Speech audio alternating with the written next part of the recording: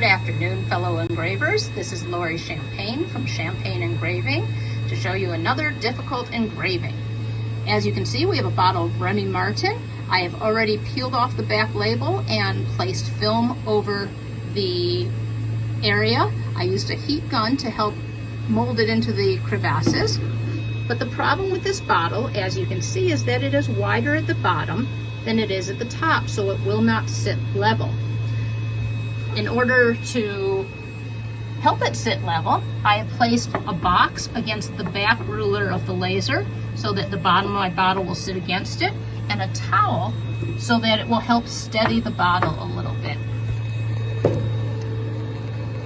Now, in order to get the bottle to the perfect level, what I am using today is an old calendar.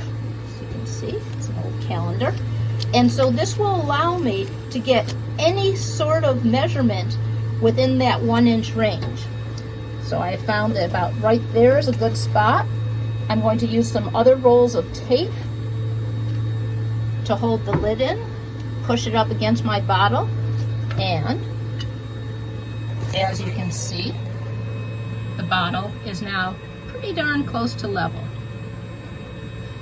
and ready to be engraved. Have a good day.